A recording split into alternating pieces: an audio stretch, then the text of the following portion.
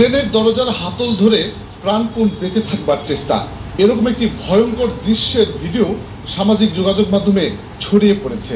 সেই ভিডিওর যিনি ব্যক্তি ছিলেন তার নাম মতিউর রহমান।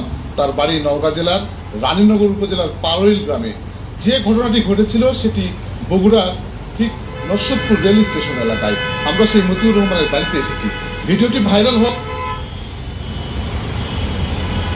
পর অনেকে মনে করেছিলেন মতিউর রহমান মারা গেছেন, কিন্তু না, মতিউর রহমান বেঁচে আছেন। আমরা তার সঙ্গে কথা বলবো। আসসালামু আলাইকুম মতিউর ভাই, সেই দিনের যে ট্রেনের যে ভিডিও ভাইরাল হয়েছে সেই মতিউর আপনি? হ্যাঁ, রাতে করতে করতে মনে করেন যে সিপাহিটা পুরা যায়। যার লোকজন বলে যে ওকে শিয়া কর, শিয়া না বলে বাঁচবে না। যখন আমি শিয়া ঢুকাই দেয়, শোনাম ঠ্যাং অলরেডি এদিক করেছেন, সেই ঠ্যাংটা ঢুকে চলে যায় এইদিকে। মানে রেলের ভিতর কাটা পড়বেই। আল্লাহর কি বেন, আমার আল্লাহ বেন দিয়া দিছে। হট করে আমি দিই পাউডার টান দিই, জড়াইছি আমি।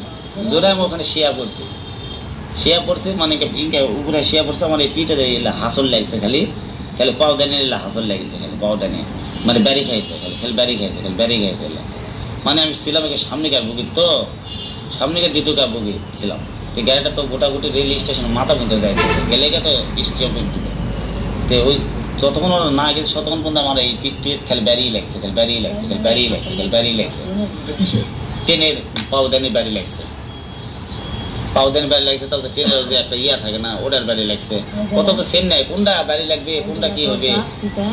আর ওরা ভিতরে দরজার ব্যারি দিছে, গেটের দরজার ব্যারি দিছে। হাত আমি একটা ধরেছিলাম, এক হাত ধরেছিলাম, আর এক হাত যখন ধরে আসছে শোনো ওরা হাত ছাড়া দেয়। মিশাই পায় হাতে মিশাই পায় হাত দেয়। যে হাত দিবে সে আর হাত আমার নেয়। এরাই আছে 7-8 জন, এদের তো বরাবর বেশি। আর এক কথায় বলেছে যে মোবাইল চুরি করছে করে আমাকে মারপিট করবে লাগেছে। মানে চারিদিক থেকে মারপিট করে। মাস্ক পরে আছে, লাস্ট টাইম একজন মাস্ক টানা সিরা পরে সেনাটাকে আমি চিনা পারছে, ডর পরে সেনা। ওই সেনাটাকে আমি চিনতে পারছি। আর আমার কাছে পেটি করে আসলো, 50,000 টাকা পেটি করে আসলো। ওই টাকাটা ওরা আমাকে তার কেরালে। আমি তো ওটার জন্য খুব চেষ্টা করি, ওরা আমাকে উঠতে দেয় না।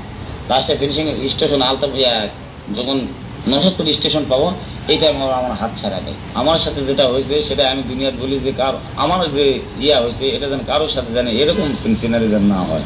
তো আমি তো চোর না, এখানে তো আপনার জাস্টিফাই করে দেখতে পারেন যে ইনি চোর না ডাকাত না কি, জাস্টিফাই করে দেখতে পারেন। তো আমার এলাকাটা শুনে যে আমি কারো ঘরের থেকে 2 টাকা চুরি করছি না কি করছি, থানাতে করছি, আধুনিক থানাতে করছি, রান্নাঘরে ঘুরছি, ওখানে তো লাইনি বলে এটা হচ্ছে আধুনিকের পর্যায়ে। আধুনিক আসে ঘুরছে, আধুনিক এটা আমাকে না, এরা রেল স্টেশন যাও। আবার সে রেল স্টেশন যায়, রেল স্টেশন করে আমরা নিতে পারবো না, এটা আধুনিকে যান। আবার সে আধুনিক আসে, হ্যাঁ জিআইপি আধুনিক আবার আসে, আধুনিকেও লাগে না। সে আবার বাধ্যগত কালকে আমরা কোর্টত গেছিলাম, কোর্টত যা ফাইল করছি, কোর্টতে মোটামুটি করছে। শান্তার জিআইপি কালকে গিয়ে মামলাটা নিছে, উনি ঘোরার পর কালকে গিয়ে মামলাটা নিছে। করছে আমরা দেখি, দেখা শোনা এটা কি করা যায়, তারপর আমার মামলা লিখবে, সমস্যা। এই ব্যক্তি আমরা জানি যে উনি বেঁচে আছে এবং উনি সশরীরেই আসছিলেন। আমার এখানে আসে অভিযোগ দিলে আমরা অভিযোগের ভিত্তিতে আমরা নিয়মিত মামলা করি এবং অভিযোগের যে মামলা যার নামে আসামি, আমরা আসামি গ্রেপ্তারের জন্য পুলিশি অভিযান তৎপর আছে। আমি বেঁচে ফেরার পর মতিউর রহমান সেই ভয়ঙ্কর দৃশ্যের বর্ণনায় বলছিলেন তার সঙ্গে পরিকল্পিতভাবেই এটি করা হয়েছে, আর এই ঘটনায় জড়িত সকলের দৃষ্টান্তমূলক শাস্তি দাবি করে